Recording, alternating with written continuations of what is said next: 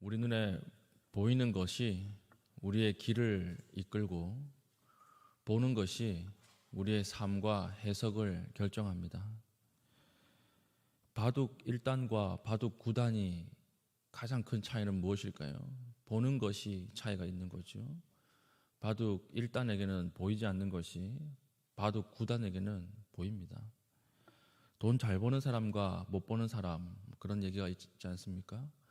돈 잘 버는 어떤 회장님은 살아있을 때 산에 올라가서 왜 사람들이 못 사는 사람이 있는지 모르겠다 그랬다 그러잖아요.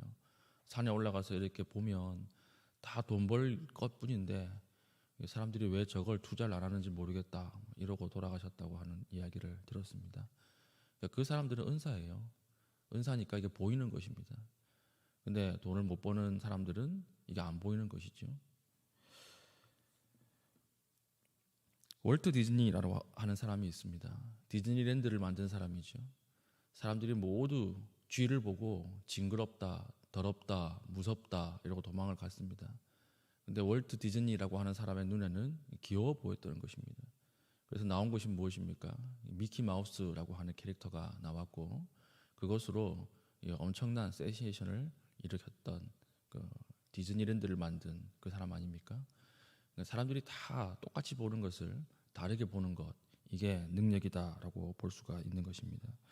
오늘 다윗도 마찬가지였습니다. 다윗 눈앞에 보이는 것이 무엇이었습니까? 눈이 이렇게 충혈이 되어서 광기에 사로잡혀서 다윗을 죽이려고 찾아오는 사울이었습니다. 15절 보십시오. 다윗이 사울이 자기의 생명을 빼앗으려고 나온 것을 보았으므로 그가 십광야 수풀에 있었더니, 다윗의 눈에 보인 것은 광기에 사로잡혀서 자기를 죽이려고 나온 사울이었습니다. 보통 사람들 여기까지 보지요. 여기까지 본 결과가 무엇입니까? 나는 이제 죽었다. 나는 끝났다. 나에겐 소망이 없다. 그 나오는 행동은 놀람과 원망입니다. 우리 대부분 다 이렇지 않습니까? 내 눈으로 보이는 것, 이것이 전부라고 생각하고 나는 끝났다. 나는 저주 가운데 임했다. 이렇게 원망하고 놀라고 끝이 나는데 결코 이것으로 끝나지 않습니다. 우리의 신앙이라고 하는 것은 15절로 끝나면 안 돼요. 뒤에 뭐가 있습니까? 16절과 17절이 있습니다. 16절 보십시오. 사울의 아들 요나단이 일어나 수풀에 들어가서 다윗에게 이르러 그에게 하나님을 힘있게 의지하게 하였는데, 죽이러 오는 사울도 있지만 위로하는 요나단도 함께 온다는 것입니다. 이게 중요합니다. 우리의 신앙의 눈, 신앙이라고 하는 것은 15절은 육신의 눈으로 보는 것이고 16절은 믿음의 눈으로 보는 것입니다. 하나님이 그냥 죽도록 두지 않습니다. 하나님께서 시험과 어려움을 주실 때에는 반드시 그 뒤에 함께 따라오는 요나단이 함께 예비되어 있다라고 하는 것입니다. 믿음을 가지고 곧 나에게 사울이 왔으면 요나단이 함께 오겠구나, 이것을 바라보는 것이 믿음이라고 할 수 있고 신앙이다라고 할 수가 있는 것이죠. 그리고 17절, 곧 요나단이 그에게 이르기를 두려워하지 말라. 내 아버지 사울의 손이 내게 미치지 못할 것이요 너는 이스라엘 왕이 되고 나는 내 다음이 될 것을 내 아버지 사울도 안다 하니라. 요나단이 와서 하나님의 뜻을 보여주는 것이죠. 하나님의 인도를 밝히 보여주는 것입니다. 그러니까 우리가 살아갈 때 항상 사울이 와요. 사울이 오고 나를 죽이려고 하는 사람들이 오고 상황이 계속 안 좋은 쪽으로 흘러가는 것처럼 보이는 상황이 옵니다. 그러나 그럴 때일수록 믿음을 가져야 되는 거죠. 뒤에 모두 함께 옵니까? 하나님의 요나단, 이것도 예비되어 있고 하나님의 뜻, 이것도 길이 밝혀지는 일들이 기다리고 있다라고 하는 것입니다. 그럼에도 다윗의 상황은 계속 안 좋아집니다. 십광야 숯불에 숨었다 그랬는데 19절 보니까 다윗의 은신처를 알고 십광야 사람들이 다윗을 또 밀고 해요. 19절 보십시오. 그때에 10사람들이 기브아에 이르러 사울에게 나와 이르되 다윗이 우리와 함께 광야 남쪽 하길라산 숲을 요새 숨지 아니하였나이까. 그러니까 이제 일러 바치는 거죠. 사울의 권세가 워낙 강하니까 여기에 붙어야 되겠다 생각을 하고 이제 다윗을 잡을 수 있도록 사울에게 일러 주는 것입니다. 그러니까 사울이 모든 군대를 다 동원하고 이 사람들을 동원해서 다윗을 이제 찾으려고 했던 것입니다. 그러니까 일촉즉발의 상황이 다가옵니다. 26절 사울이 산 이쪽으로 가매 다윗과 그의 사람들은 산 저쪽으로 가며 다윗이 사울을 두려워하여 급히 피하려 하였으니 이는 사울과 그의 사람들이 다윗과 그의 사람들을 애워싸고 잡으려 함이었더라. 포위망이 점점 줄어들어 오는 거예요. 점점 죽음의 손길이 나를 향해서 다가오는 것입니다. 그러나 오늘 본문처럼 하나님께서 또 다른 구원을 예비하는 것을 보게 됩니다. 27절 전령이 사울에게 와서 이르되 급히 오소서. 갑자기 전령이 사울에게 오는 거예요. 일촉즉발 다윗이 잡히기 직전에 전령이 먼저 오는 것입니다. 전령이 먼저 와서 뭐라고 얘기해요? 블레셋 사람들이 땅을 침노하였나이다.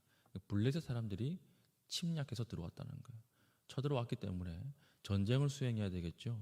전쟁을 급히 수행하려고 다윗을 눈앞에 보고도 사울은 발길을 돌려서 돌아가야 했다라고 하는 것입니다. 이것을 곰곰이 생각하다가 사울이 뭐라고 하죠? 28절 이에 사울이 다윗 뒤쪽 길을 그치고 돌아와 블레셋 사람들을 치러 갔으므로 그곳을 셀라 하마 느곳이라 하였더라. 그 장소의 이름을 지어요. 그 장소의 이름이 무엇입니까? 셀라 하마 느곳. 이 뜻은 분리시키는 바위라고 하는 뜻입니다. 하나님께서 이곳에서 사망과 생명을 분리시키셨다. 하나님께서 이곳에서 사울과 나를 분리시키셨다. 오늘 우리 성도의 삶을 한마디로 이야기하면 무엇일까요? 이 단어예요. 셀라 하마 느곳. 하나님께서 우리를 대적들 가운데 우겨쌈을 당하게 해도 완전히 넘어지게 만들지 않습니다. 완전히 끝장나도록 만들지 않습니다. 포기하게 만들지 않습니다. 하나님께서 뒤에 항상 은혜와 살 길을 예비해 두신다라고 하는 것입니다. 오늘 생각해 보십시오. 지나간 일들을 돌이켜 보십시오. 우리가 얼마나 힘들고 고통스러운 상황 가운데 있었습니까? 그러나 그곳에서 빠져나갈 길을 예비하셨고 사람을 보내주셨고 또 회복시킬 수 있는 은혜를 우리에게 주셨다라고 하는 것입니다. 그러니까 원수 가운데 들어왔으나 원수가 나를 손대지 못하도록 하셨고 그리고 악한 사람들이 나를 무너뜨리려고 했으나 그러나 그 가운데 살 길을 예비하셨습니다. 십자가가 무엇입니까? 삶과 죽음을 분리시킨 것 아니겠습니까? 우리는 죽어야 할 운명이었으나 하나님께서 다시 이 죄악과 사망에서 분리시키셔서 우리를 생명의 자리로 이끌어 내셨다라고 하는 것입니다. 우리 성도의 삶을 한마디로 이야기하면 셀라 하마 느곳입니다. 오늘도 하나님의 이 은혜가 있기를 축복합니다. 그러므로 너무 쉽게 포기하지 마십시오.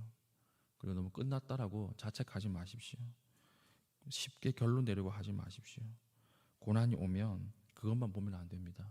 그 뒤에 예비되어 있는 셀라 하마 느곳이 우리에게는 항상 같이 온다라고 하는 것입니다.